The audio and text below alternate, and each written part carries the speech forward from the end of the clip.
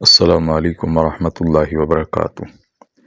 الحمد للہ رب العالمین والعاقبۃ للمتقین والصلاة والسلام علی اشرف الانبیاء والمرسلین اما بعد۔ سیدنا حسن رضی اللہ عنہ رسول اللہ صلی اللہ علیہ وسلم کے سب سے بڑے نواسے، سیدنا علی اور سیدہ فاطمہ رضی اللہ عنہما کے بڑے صاحبزادے تھے۔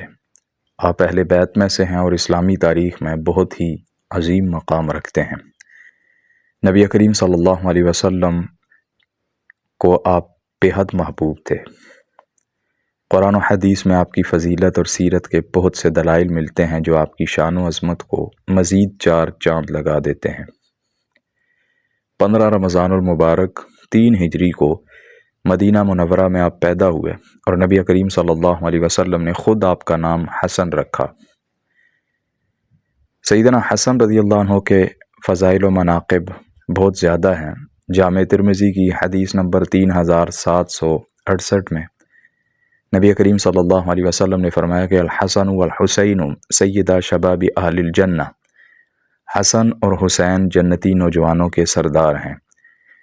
صحیح بخاری کی حدیث نمبر 5957 میں سیدنا ابو ہریرہ رضی اللہ عنہ روایت کرتے ہیں کہ قبل رسول اللہ صلی اللہ علیہ وسلم الحسن بن علی، نبی صلی اللہ علیہ وسلم نے سیدنا حسن بن علی رضی اللہ عنہما کو بوسہ دیا۔ آپ علیہ الصلوۃ والسلام سیدنا حسن سے بے انتہا محبت کرتے تھے۔ صحیح بخاری کی حدیث نمبر 2122 سے اس بات کا اندازہ ہوتا ہے۔ سیدنا ابو ہریرہ رضی اللہ عنہ روایت کرتے ہیں کہ میں دن کے کسی حصے میں رسول اللہ صلی اللہ علیہ وسلم کے ساتھ باہر نکلا۔ آپ سیدہ فاطمہ کے گھر آئے اور فرمایا، چھوٹا بچہ کہاں ہے؟ کیا یہاں چھوٹا بچہ موجود ہے؟ آپ سیدنا حسن کے بارے میں پوچھ رہے تھے۔ تھوڑی دیر میں سیدنا حسن رضی اللہ عنہ دوڑتے ہوئے آئے تو آپ علیہ الصلوۃ والسلام نے انہیں سینے سے لگا لیا اور بوسہ لیا، پھر فرمایا، اللہم احببہ واحب من یحبہ، کہ اللہ اسے محبوب رکھ اور اس شخص کو بھی محبوب رکھ جو اس سے محبت رکھے۔ 40 ہجری میں سیدنا علی رضی اللہ عنہ کی شہادت کے بعد اہل عراق کوفہ والوں نے سیدنا حسن رضی اللہ عنہ کے ہاتھ پر بیعت کی۔ آپ تقریباً 6 ماہ خلیفہ رہے۔ نبی صلی اللہ علیہ وسلم نے پہلے ہی پیشگوئی فرما دی تھی۔ صحیح بخاری کی حدیث نمبر 2704 میں آپ علیہ الصلوۃ والسلام نے فرمایا کہ ان ابنی ھذا سید ولعل اللہ ان یصلح بہ بین فئتین عظیمتین من المسلمین، کہ میرا یہ بیٹا سردار ہے، اللہ اس کے ذریعے مسلمانوں کے 2 بڑے گروہوں میں صلح کرائے گا۔ 41 ہجری جسے عام الجماعہ بھی کہا جاتا ہے، اس میں آپ نے خلافت سیدنا امیر معاویہ رضی اللہ عنہ کے ہاتھ پر بیعت کر کے امت مسلمہ کو خانہ جنگی اور خون ریزی سے بچا لیا۔ اس صلح کے ذریعے آپ نے نبی کریم صلی اللہ علیہ وسلم کی اس پیشگوئی کو سچ کر دکھایا کہ میرا یہ بیٹا 2 بڑے گروہوں کے درمیان صلح کروائے گا۔ سیدنا حسن رضی اللہ عنہ کا یہی وہ اقدام تھا جس کی وجہ سے اس دور کے کوفی باغی لوگ بھی ان سے ناراض تھے، اور آج بھی اہل تشیع سیدنا حسن رضی اللہ عنہ کے بجائے صرف سیدنا حسین کا تذکرہ کرتے ہیں۔ حالانکہ سیدنا حسن نبی صلی اللہ علیہ وسلم کے بڑے نواسے ہیں اور سیدنا حسین کے بڑے بھائی ہیں، لیکن ایک بھائی کا تذکرہ زیادہ کیا جاتا ہے اور بڑے نواسے کا تذکرہ صرف اس وجہ سے نہیں کیا جاتا کہ وہ امن پسند کیوں تھے اور انہوں نے نبی صلی اللہ علیہ وسلم کی حدیث پر عمل کرتے ہوئے مسلمانوں کی جماعتوں کے درمیان صلح کیوں کی۔ شرپسند عناصر کبھی بھی امت مسلمہ میں امن نہیں چاہتے۔ اس دور میں بھی اس چیز کو کوفی ناپسند کرتے تھے اور آج بھی اس چیز کو کئی لوگ ناپسند کرتے ہیں کہ مسلمانوں کے درمیان آپس میں صلح ہو۔ اسی لیے وہ اپنی مجالس میں نبی صلی اللہ علیہ وسلم کے بڑے نواسے کا تذکرہ نہیں کرتے۔ یہ ان سے بغض نہیں تو اور کیا ہے کہ دونوں نواسوں میں تفریق کرتے ہیں اور الزام ہمیں دیا جاتا ہے کہ ہم اہل بیت سے بغض رکھتے ہیں۔ بقول شاعر، الزام ان کو دیتے تھے، قصور اپنا نکل آیا۔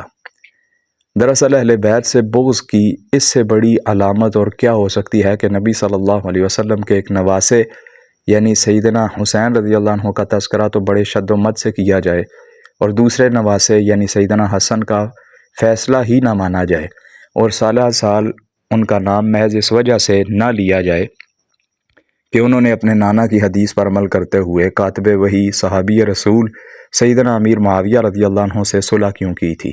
انا للہ و انا الیہ راجعون۔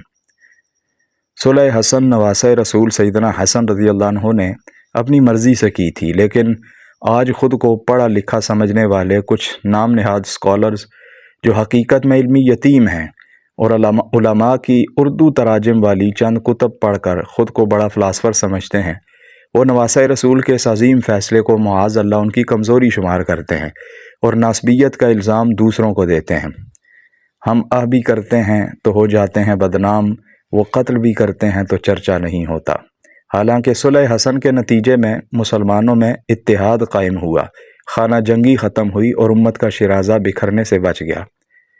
نواسۂ رسول نے اپنی زندگی میں صلح کر کے بہت بڑا کارنامہ سر انجام دیا، جس نے امت کے اتحاد میں زبردست کردار ادا کیا۔ امت اسلامیہ اس جلیل القدر سردار کی قرضدار رہے گی جس نے وحدت و الفت خون ریزی سے روکنے اور لوگوں کے مابین صلح کرانے میں زبردست کردار ادا کیا، اپنے عمدہ جہاد اور صبر جمیل کے ذریعے ایسی مثال قائم کی جس کی ہمیشہ اقتداء کی جائے گی۔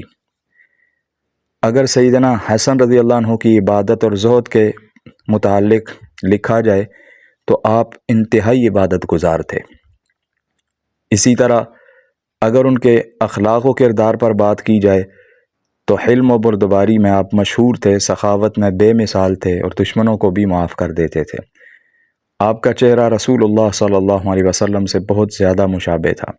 سیدنا انس ابن مالک رضی اللہ عنہ فرماتے ہیں، صحیح بخاری کی حدیث نمبر 3752 میں یہ حدیث موجود ہے کہ سیدنا حسن رضی اللہ عنہ رسول اللہ صلی اللہ علیہ وسلم سے زیادہ مشابہ تھے۔ 50 ہجری اور بعض کے نزدیک 49 ہجری میں مدینہ منورہ میں آپ کی وفات ہوئی۔ بقیع الغرقد جس کو لوگ جنت البقیع کہتے ہیں، آپ وہاں دفن ہوئے۔ مصنف ابن ابی شیبہ کی حدیث نمبر 38514 جو کہ حسن درجے کی ہے، اس کے مطابق سیدنا حسن رضی اللہ عنہ کی وفات زہر دینے کی وجہ سے ہوئی۔ یاد رہے کہ روافظ کی طرف سے یہ جھوٹا الزام سیدنا امیر معاویہ پر لگایا جاتا ہے کہ زہر انہوں نے دلوایا، حالانکہ کسی صحیح روایت سے یہ بات ثابت نہیں ہے۔ دراصل سیدنا حسن رضی اللہ عنہ کو زہر دینے کے پیچھے کوفہ کے وہ باغی لوگ شامل تھے جو سیدنا حسن رضی اللہ عنہ کی سیدنا معاویہ کی صلح سے ناراض تھے۔